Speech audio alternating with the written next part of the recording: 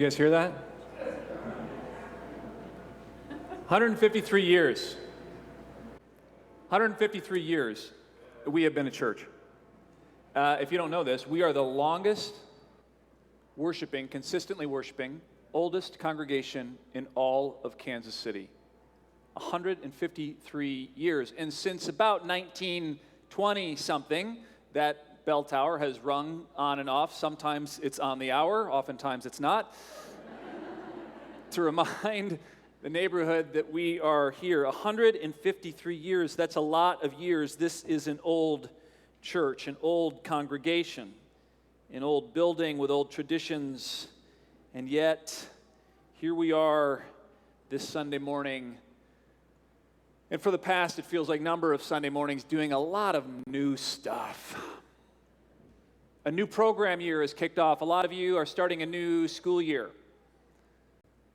We're starting a new season. We've got an entirely new Sunday school program that we are launching today. We've got 2 new worship services. If there's some people that wander in about 10:15, be nice to them, smile, and just invite them in. We met at 9:45 this morning, which is a little bit different. We've got a new strategic vision that all of you were a part of putting together, and it reestablished in this old church things that we hold dear, the most important things to us, the ways that we want to grow as a congregation, and they are up on the pillars. We want to grow as a congregation greater in diversity. That's what all of you said. That was the number one thing that everyone in this congregation said that we want to do. We want to grow in diversity. That's all sorts of diversity. We want to grow in our greater engagement with the local community. We want to grow in our nurturing relationships. We want to grow in numbers. We want to get bigger and spread the good work that God, the good news that God has got going on through Second Presbyterian Church to others. And of course, we want to continue to grow spiritually. We've got a new bell tower. We have got new lobbies. We've got a new elevator that goes all the way up and all the way down. We have got a new front porch, which is going to make our backside into our front side. We're going to have a whole new welcome center in a more intuitive way for people to come into our church, but also perhaps more importantly, for us to get out of this church and to continue to connect with this community that God has called us to love for 153 years. There's a lot of new stuff going on, and my question is, whose idea was this? Because I got to tell you, and I think Micah would give me an amen, doing things new is not easy. It's a lot easier to do things the way you've always done them. Because that's how the system is made, right? You build a system, and then you just crank that system, whatever it is. And so if you've done something for a while, it's the easiest thing to do is just to continue to do that thing. And it takes us a while to get into grooves, and once we get into those grooves, we kind of like to stay there. I do, at least. I didn't sleep very well last night. I got here early. We had the timing off. Some things weren't printed. The first service was a little bit different than I thought it was going to be. We had some challenges and transitions between the 2 services. Sheesh, why don't we just keep things the way they were? Whose idea is all this new stuff? That's my question this morning as I look out at this congregation with your great ideas for all the ways we want to change and engage. Where'd you get these ideas of doing a new thing? Well, I'd like to think that as challenging as change might be, that you got your ideas from this. This is our first scripture reading for this morning, and it comes from the voice of God speaking through the prophet Isaiah to the people of Israel who found themselves in exile. Would you read it together with me? Forget the former things. Do not dwell on the past. See, I am doing a new thing. Now it springs up. Do you not perceive it? I am making a way in the wilderness and streams in the wasteland. I am doing a new thing, God says. Do you not perceive it? The question isn't, is God doing a new thing? And is God the one that initiates the new things that are happening all the time? That is what God does. God does new things. The question is, do you perceive it? Do you perceive the new things that God is doing? And do we have to? I mean, what's the matter with doing things the way we've done them, right? I'm gonna ask someone to be a little bit brave this morning. I'm gonna ask if someone would be willing to tell me how old you are today. Yes, ma'am. Mary is 27 years old. So now, Mary, how old were you a year ago? I was 26 last year. 26 last year. You're 27 this year. So that means next year, what do you think you'll be, 27? No, Then you'll be 28. Okay, so you were 26 and now you're 27. Then you'll be 28. Okay, so when you were 10 years old, were you the same as you were today? my personality, no. Okay. Personality, all right. Most is kind of the same. All right. Any parts of you change? Anything about you? Are you a little bit bigger than you were at all? No. No, you're the same size as you were when you were 10. I'm going to choose somebody else. Could somebody else tell me their age this morning? So, David, how old were you 40 years ago? David Warm. You were 24 40 years ago. How old will you be, or what will you be 60 years from now? You'll be looking kindly down upon all of us. Okay. He'll be dead, friends. And in 60 years, a lot of us will be dead as well. Isn't that interesting?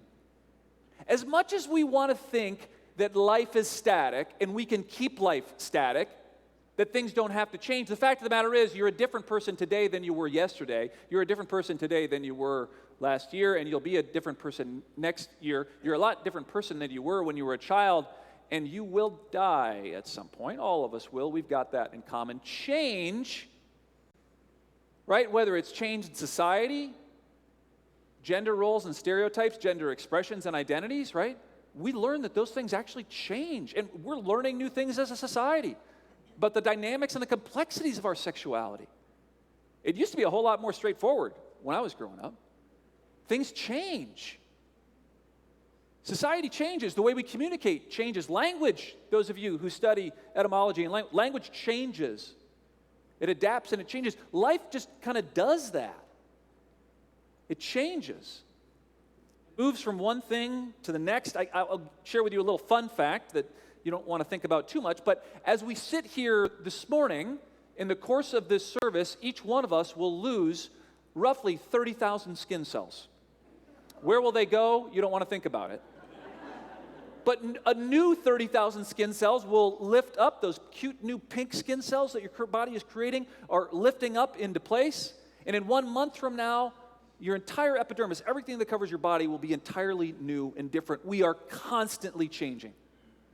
The organs within us, the society around us, the lessons that we learn, the trappings and the rules, all of it is changing. If there is one thing that we can count on besides death and taxes, it is change. There will always, always be change as long as there is life. And so my question is this: if change is such a norm, I don't get surprised every year that I've got to fill out my taxes. I don't get surprised that every morning I've got to get up and have something to eat and get going. So why am I surprised and sometimes even frustrated and honestly even ticked off that I've got to change the way I do things throughout my day, throughout my year, from year to year? Why is change so confusing, so frustrating, and honestly so maddening to so many of us? I think it's a good question. If change is such a given, and God, the creator of life, is the one that creates life that continues to renew itself, God continues to do a new thing, then why is it that so many of us have such a hard time with adapting to change, and in fact, we fight against it? Well, I'd like to think that there's a good reason for that. I'd like to think that the reason is that there are some things that happen in life that aren't good, changes that take place that we should stand up against and fight. There are some new things that are introduced that we should fight against, we should work against. And sometimes early in life we experience those things, and I just wonder, if because of our defensiveness and the formation of our own egos, if we just get used to fighting, and so we recognize every change, every newness, every challenge as something that we should get our hackles up about, we should get our defenses up about, and we should push against, right? Fight the change.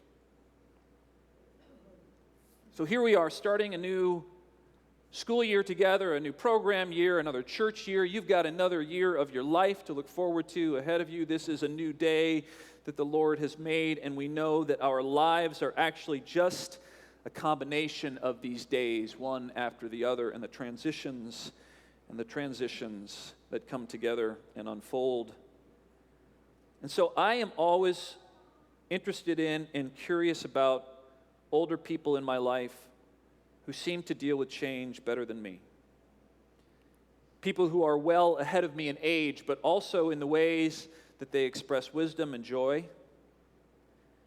People who seem to, no matter what they've been through, have an encouraging word to spare.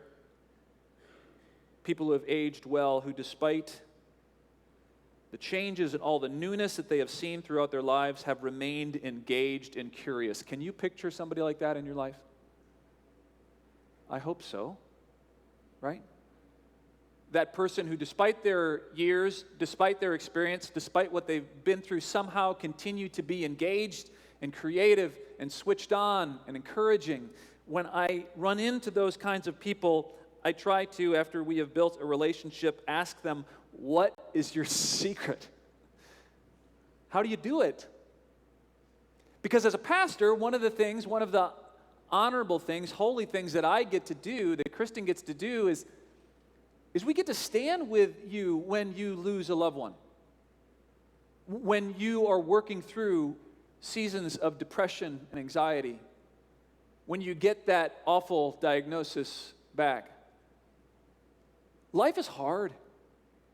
And when I run into these people who are well advanced in year and experience and hardship and seasons of darkness than I am, and yet they still seem to have a generosity to their souls and a kindness and a creativity, I say, what is it? What are you drinking? Because I want a glass. And here's the thing. As I have asked those questions throughout my life to people like that, this isn't the exact quote, but basically the answer that I've received back, in fact, I got just these exact same words just a couple of weeks ago from a woman, long-time, independent, intelligent, smart woman who has recently had to make the shift from living independently into a care center and still had a smile on her face and a word of encouragement when I went to visit her. And I said, what? How do you do it? And you know what she said? Paul, you go with the flow. You go with the flow. I mean, I have to tell you, most life lessons that you can fit on a bumper sticker, I'm not down with those. That doesn't usually work. But I have to tell you, throughout my life as a pastor, as I've asked people that question, the consistent response I've gotten back is, go with the flow. And people who will say that to me will also say, I wish I hadn't spent quite so much time and energy fighting against the flow so many days of my life. Go with the flow. Lean into it. Change, adapt. That is the secret sauce, my friends. Of course, life is going to be difficult. But oftentimes the answer to our challenges on a daily basis is to recognize that this is a day the Lord has made, that God is doing a new thing, and it is springing forth before us. Do you perceive it? I had a friend in New York City, a woman who was sharing with me. She worked at a big-time firm, and there were some changes going on. There was reorganization. The office was moving. Some people were being laid off. They were changing all sorts of things in the org structure, and she was freaking out. She was angry, she was upset, she was stressed. And she told me that she's kind of found her way into the office of a senior member of that firm, and she started kind of angrily venting to this person and listened to him, or he listened to her. And she said to me, we got to the end of my time, and he just kind of looked me in the eye and he said, you know what? I think everything's going to work itself out. I think it's going to be okay. And I remember looking at her and saying, so that's it? That's what he said to you? And that made you feel better? That was it? Everything's going to be okay? It's going to work itself out? She said, yeah, that's what he told me. She goes, but let me tell you a little bit about this guy. He's older than me. He's a vet. He walks with a limp. He served 2 tours of duty in Vietnam. And what he said to me as I got done venting to him is he said, you know, when you find yourself waist deep in a swamp or buried in a bunker and there are enemy mortars exploding over your head and bullets whizzing by your ears, that's a time to freak out. That's a time of life and death, right? And even in those situations, we learn that freaking out and getting angry and obsessing and frustrated, that actually doesn't serve you very well. And that's death. He said, what we're dealing with here, what you're talking to me about, I know it's not fun, but that's life. That's just life. And to the extent that we want to spend our days frustrated and pushing against life and the inevitable changes and shifts and transitions that are an inevitable part of life, well, that's a choice we have as to how we want to spend our days. Do we want to go with the flow or do we want to fight? And if we're honest with ourselves, where do we spend most of our time fighting? I can tell you for me, it's against the little things. It's the petty things, it's the frustrations. The things that probably I would be a lot better and my family would be a lot better if I would just learn to go with the flow and allow life to happen and find out ways to be a part of it and celebrate it instead of fight it. One of the greatest sources of joy that I have found, and I know this will sound strange, but one of the greatest sources of joy for me is the fact that I will die. One of the greatest sources of joy, I think, for all of you should be you will die, some of us sooner than others. But the reason that is a source of joy is because if you know that, then you know that what's happening right now, the people you're sitting next to, the words you're hearing, the feelings you're feeling, the sounds you're hearing, this is precious. This doesn't ever come again. Every day of life is a gift. And when we forget that, then we can start to employ and deploy our frustrations and our anger and our fight against all the things. Instead of going with the flow and allowing ourselves to be freed up, to be thankful and to rejoice and be glad in it. Perhaps you've heard this story before, story of an old wise woman who was speaking to a young boy and explaining to her about her life and challenges. And she said this to him. She says, listen, there are 2 wolves inside of me. Little boy, there are 2 wolves inside of me, always at war. One of these wolves that is fighting inside of me has its hair standing on end, and it growls continuously. It's filled with anger and frustration and jealousy, and it's motivated by shame and fear. And the other wolf that is within me has a thick coat and large paws and is filled with love and joy and truth and peace and is motivated and expresses itself in generosity. She said, the battle between these 2 rages inside me and within you, little boy, and all of us, in fact, every day of our lives. And this little boy stared up at this wise old woman, imagining these 2 wolves fighting inside her and inside him. And he said, well, tell me, which wolf wins? And she said, well, it's obvious, isn't it? It's the one that you feed. The wolf that you feed is the wolf that wins. And every day we have a choice. We really do have a choice and an option as to whether we will see the things that come before us and feed the wolf of anger and frustration and jealousy, or we will feed the wolf of love and grace and compassion and generosity. Friends, It might feel fabricated, but the fact of the matter is, it is our choice to feed every day our hopes, to remind ourselves of our thanksgivings, and to surrender our anger, our resentment, all of those feelings that we have welled up with unmet expectations. If we're to see the new things that God is doing right in front of us, we need to learn how to let go and surrender a lot of the things that consume us. Richard Rohr talks about how we often misinterpret this idea of surrender and our relationship to surrender, especially as Americans.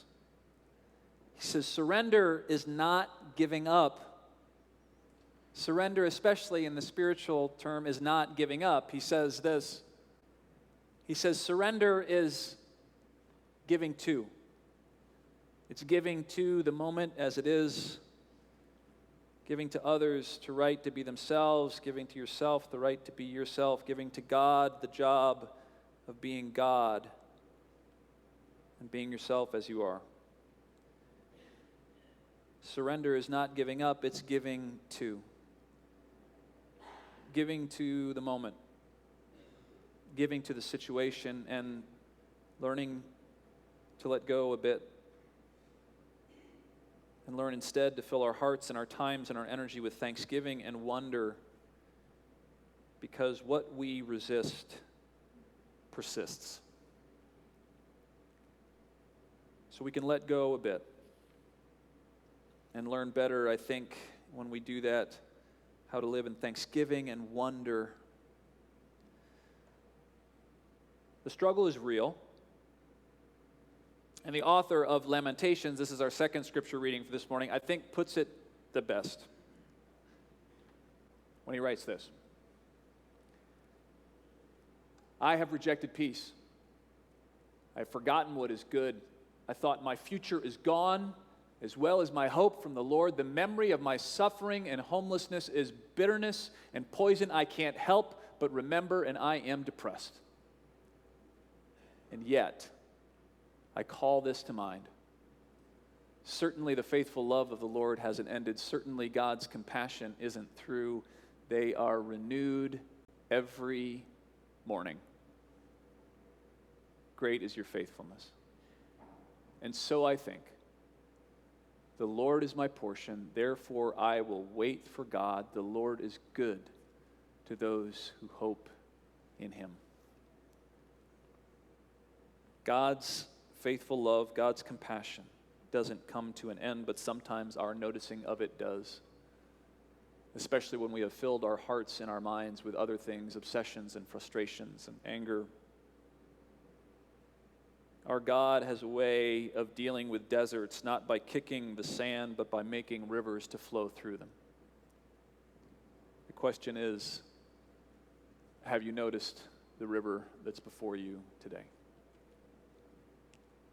So here we are, a new day that the Lord has made, and how we enter into it is up to us, whether it be with frustration and anger and resentment, or with hope and love and peace available to be used by our God who is doing a new thing. Perhaps there are things that we should be fighting against, and I think we should. But how about we try this, maybe just for this week? How about we try, rather than to fight, to go with the flow? The flow of the Spirit that is right before us, the flow of the river that is being made in the midst of the desert, the way that is being paved through the wilderness that we are invited into, and in fact, we are invited to expand and to draw others along with us. Rather than fight the inevitable and miraculous march of life that is always changing and flowing, maybe God is calling us to surrender and give our frustrations over to God and more of our love to each other as we go with the flow. See, God says, I'm doing a new thing. It springs up right before you. Can't you see it? Away in the wilderness, a stream in the desert. Friends, this is the life. This is the day that the Lord has made. Let us rejoice and be glad in it. Amen.